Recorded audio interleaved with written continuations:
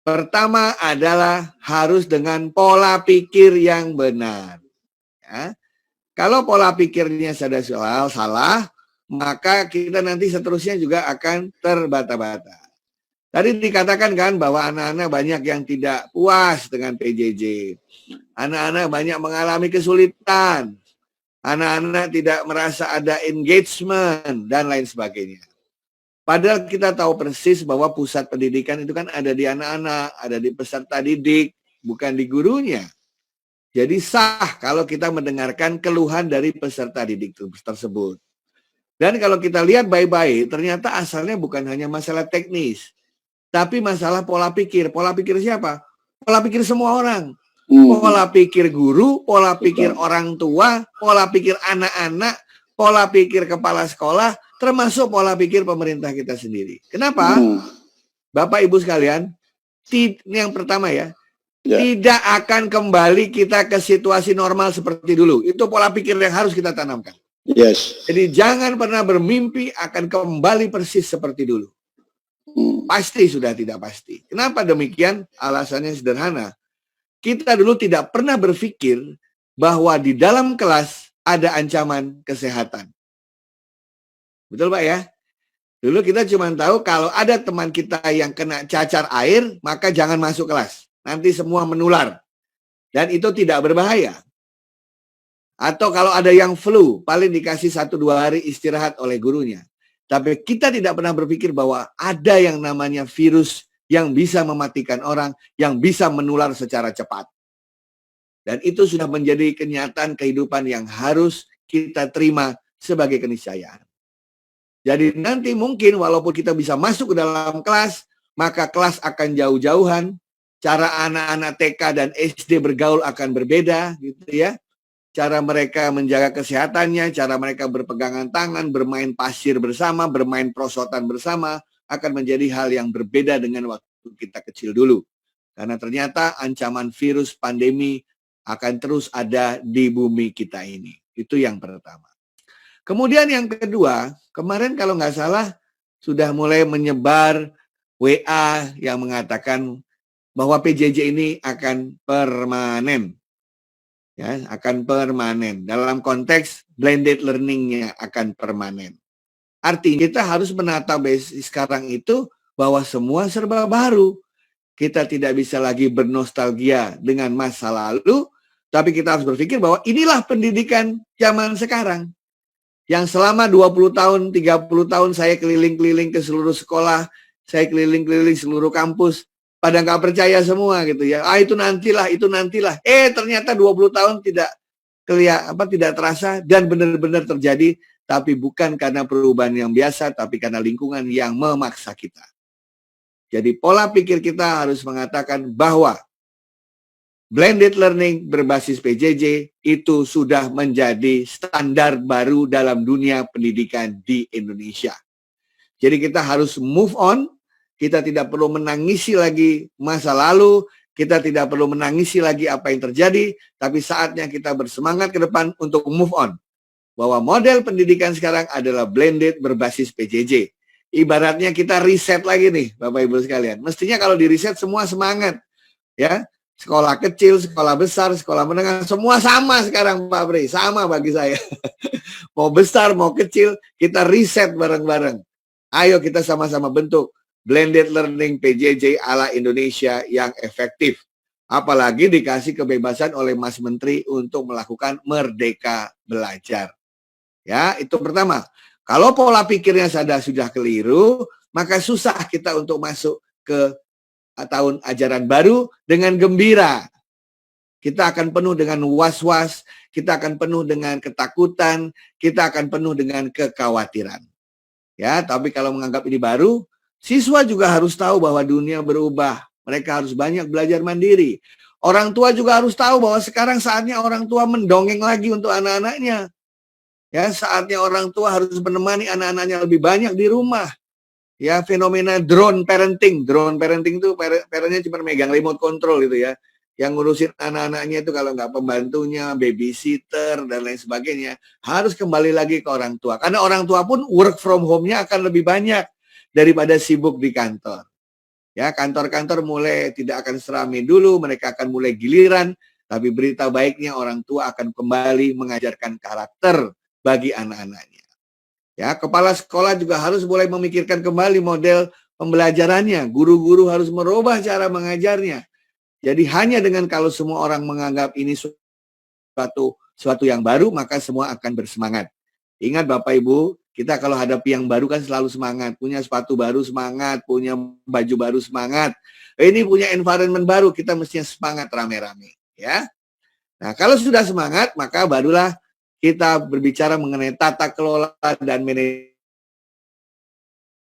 PJJ. Istilah pendidikan harus mulai siap-siap memiliki tata kelola dan manajemen PJJ.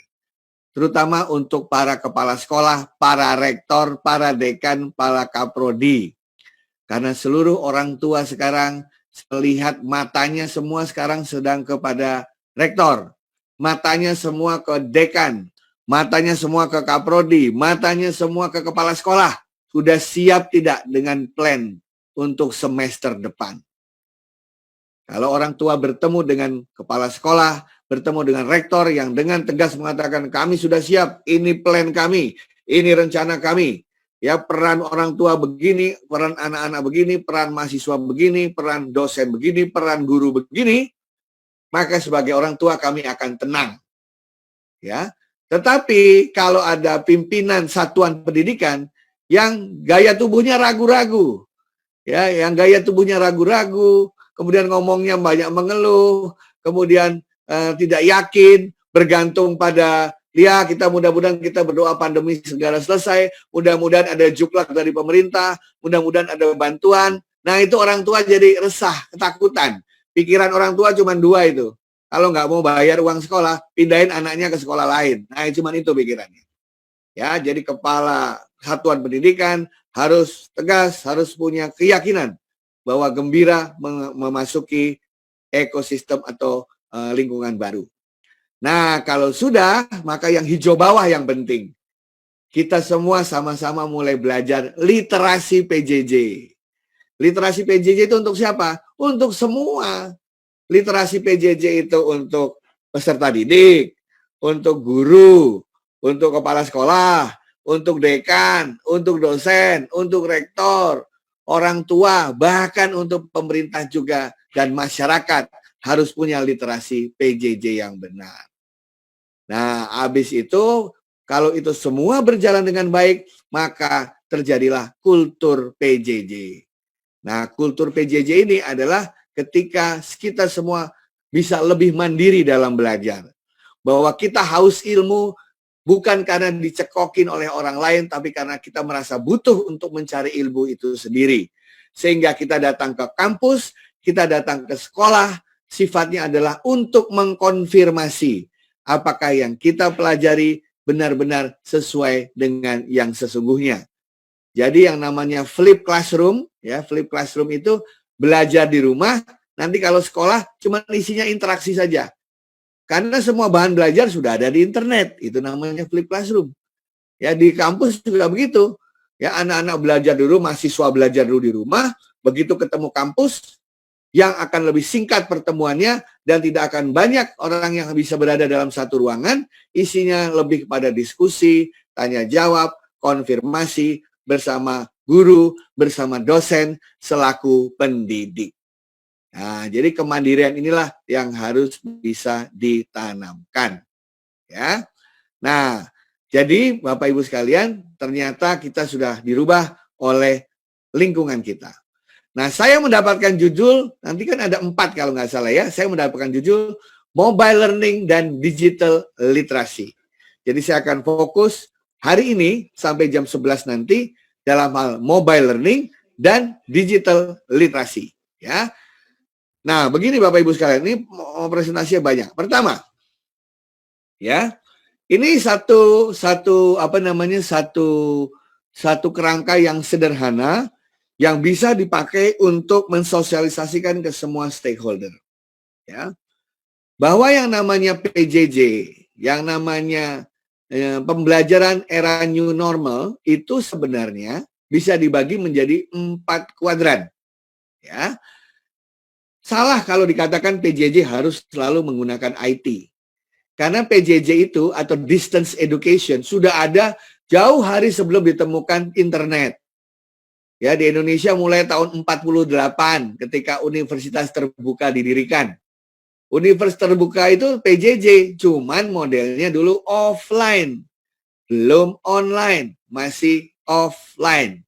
Betul ya? Nah, sekarang dengan adanya teknologi, maka PJJ menjadi berkembang, ya, pembelajaran jarak jauh atau pendidikan jarak jauh menjadi berkembang. Bisa offline, bisa online. Ya, offline itu kalau tidak tersambung ke internet, online singkatnya kalau tersambung ke internet. Offline itu kalau tidak tersambung dengan jaringan elektronik, online itu kalau tersambung dengan jaringan elektronik. Nah, itu pun dibagi lagi offline dan online-nya. Ada yang sinkronus, ada yang asinkronus. Sinkronus itu jika pendidik dengan peserta didik berada pada saat bisa interaksi di waktu yang sama. Jadi kalau pendidik dan peserta didik berinteraksi pada waktu yang sama, itu namanya sinkronus. Sementara kalau pendidik dengan peserta didik tidak berinteraksi pada waktu yang sama, misalnya pagi-pagi gurunya mengajar, anak-anak mencatat, kemudian di rumah anak-anak mengerjakan tugas berdasarkan yang dikatakan gurunya tadi pagi, itu namanya asinkronus. Oke? Nah, Mbak Shirley masih di sini, Mbak Shirley? Masih, Prof. Nah, Mbak Shirley masih ya. Nah, saya mau tanya sama seluruh berapa 500 lebih peserta ya? 1000 lebih. 1000 lebih. Okay. Nah, bisa chatting mereka semua, bisa chatting kan ya? Bisa, Prof. Oh, sekarang rame-rame chatting ya, rame-rame chatting.